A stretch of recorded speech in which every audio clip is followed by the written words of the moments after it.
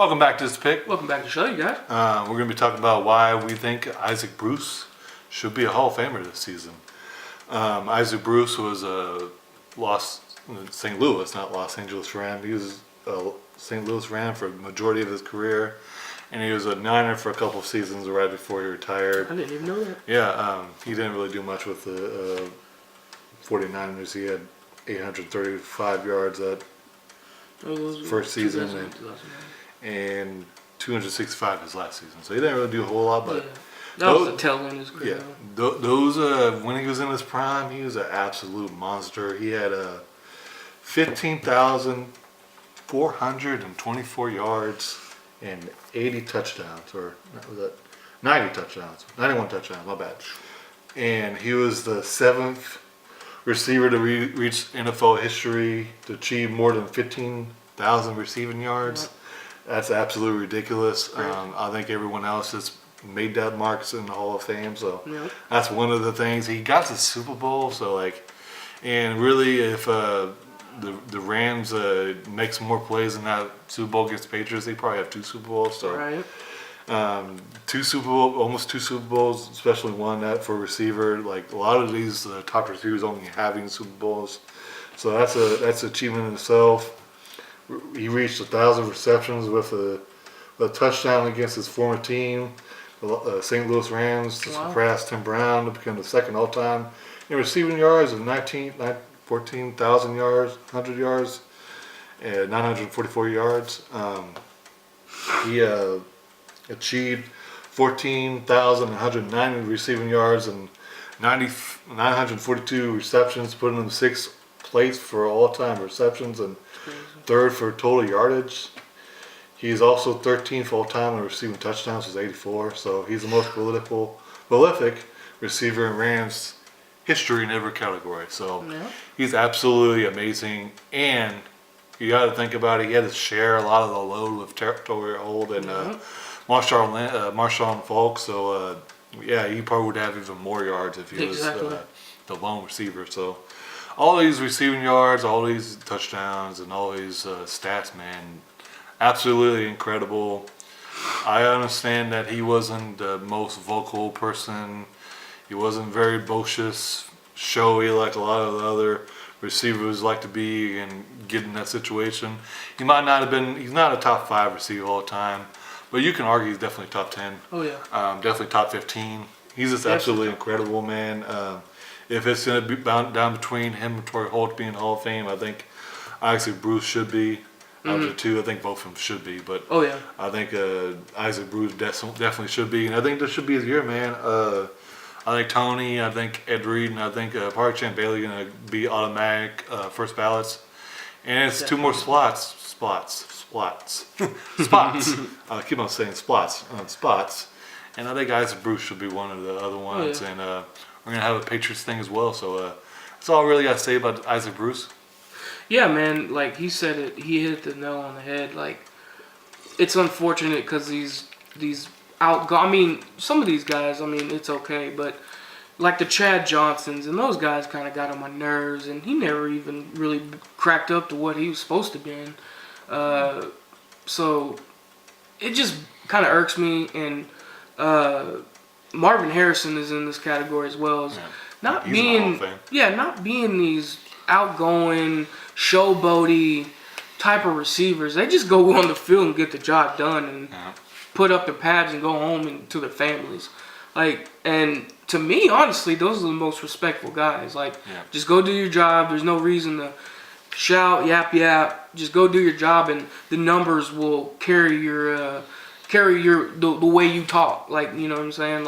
Some people like to talk and have the stats. They just want the stats to talk for them. Yeah.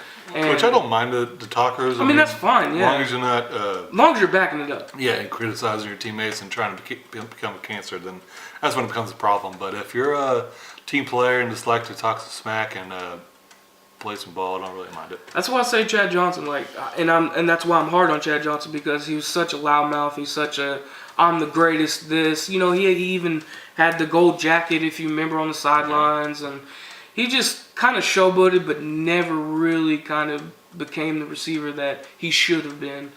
And But yeah, these Isaac Bruce and Marvin Harrison, those two guys right here, man, are just those type of receivers that go on the field, get the job done, pad up the stats, and go get their team W's. And to me, that's great. There's nothing more than that. Just get the job done. And yeah, some of those stats I didn't even know that he was that high in the receiving, especially the third, which is receiving yards or something like that. He's a seventh. He was a seventh receiver. What was the one he was like third in? That's impressive. I did not know that. He's third in total yardage. Yeah, I did not know that. That's ridiculous. You know what I mean?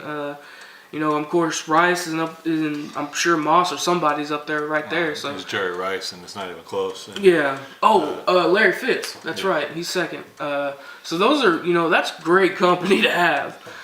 So yeah, man. I mean, there ain't much more to say about this man. I think he's first ballot. No, he wasn't first ballot, but he should be in. Yeah, I think he should be in, absolutely. And like I said, if it wasn't for, like Adam said, if it wasn't for Torrey Holt and Marshall Faulk catching so many passes out of the backfield, who knows what his numbers could have been. But still, that's impressive to have, two other receiving weapons on that team and still have the stats that you do. That says a lot for Isaac Bruce. And, yeah, man, to me, it's hands down. I think he's definitely should be in this year, without a doubt. Yeah, I mean, I definitely think so as well. I mean, man, it's hard when you're not the only receiver on your team. That's amazing. Now, Larry Fitz is number 2 right now. Torrey Holt's T.O.M.'s number 3. Randy Moss is number 4. Isaac Bruce number 5. So, number 5 all-time receiving yards, and everyone else is a Hall of Famer or will be a Hall of Famer. And there's a lot of good receivers coming up in this. Yeah, Tony's number 6. Tim Brown's a Hall of Famer number 7. Steve Smith's a Hall of Famer number 8. Marvin's already a Hall of Famer number 10. Reggie's gonna be a Hall of Famer number 10. Yep. Marvin's number 9. Andre Johnson's 11. He might be a Hall of Famer. I don't know. He was on some bad Texans teams, so that might knock him a little bit. But we'll talk about that some other day.